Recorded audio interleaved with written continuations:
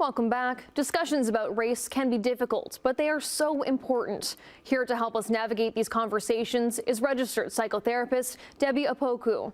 Thanks for joining us, Debbie. Oh, good morning. Thank you for having me. Good morning. Debbie, what do we need to think about when we are approaching conversations about race to make sure they're done in a productive way?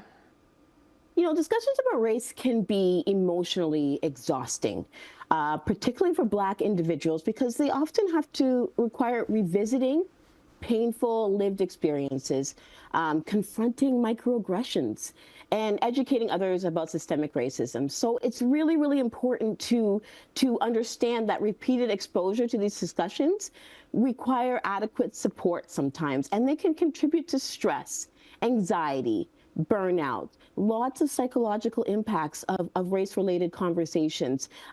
Really understanding that engaging in these discussions about race can have profound psychological effects, particularly those with lived experiences. So thinking about the emotional exhaustion and fatigue, anxiety and stress, feelings of isolation, and also resurfacing of trauma. You can imagine conversations can really trigger painful memories of discrimination, microaggressions, or historical trauma. So it's really, really important to understand that these discussions of race are important, but they do come with psychological effects. So how can we protect mental well-being of people involved in these conversations while also tackling these topics? Well, first off, I would really advise recognizing when these conversations are taking a toll. So look out for warning signs when you're having these conversations. Those are feeling emotionally drained or physically exhausted after conversations. If you have difficulty concentrating or you're feeling mentally overwhelmed, might be a signal to you that these conversations are taking a toll. And, you know, you're experiencing self-doubt or questioning your own experiences, thinking, you know, did I really experience that? You know, really taking stock of how you're feeling after these conversations. If they're taking an emotional toll after you have them, that might be time to consider, whoa, I need to set some limits here. I need to set some boundaries. So to do that, I would suggest, you know, strategies to protect your mental well-being. Set boundaries. It's okay to disengage from conversations that feel harmful or repetitive. Not every discussion requires your energy. Seek safe spaces, right? Surround yourself with supportive communities. Practice self-care. Very, very important. It's okay to turn the TV off sometimes when it is getting a lot. It's okay to mute or block people on social media. It's okay to just have a time of a break from social media.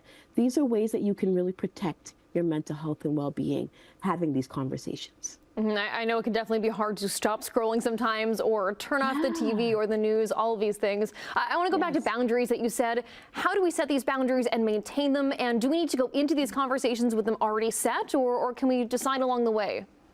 You know what? It depends on your ability, right? So when you're taking stock of how you're feeling after these conversations, and when you start to notice that you're really, you know, your mental health is declining, that's when I would say start setting your boundaries, right? Some of these conversations are necessary, they're essential. We will always be talking about race and racism. We will always be having these conversations because, you know, as much as we want to believe that these times are over, they're still happening. So we still have to have these conversations. So you can either do it when you are starting, or right, you know, when you're having so many conversations and you're realizing your mental health is declining, then you can start setting those boundaries, right? Set boundaries, you can disengage, you can seek therapeutic support, rely on your allies, right? Rely on your allies to really keep this going so that you don't have to. Understand that it is okay to not have to talk about this all the time.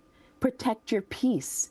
Educate on your own terms. You don't have to be the spokesperson for racial issues all the time. You can share resources instead of always engaging directly. Like, it's really important to start recognizing when it's emotionally exhausting. And as allies, recognizing that as well, that it shouldn't be on those racialized folks to have these conversations. We can step up and as allies and have these conversations too. Well, thank you so much for your time today, Debbie. These are all incredible insights. We'll get all of your information up on our website also if anyone else wants to learn more about this. Thank you for your time. We'll have more Morning Live shortly.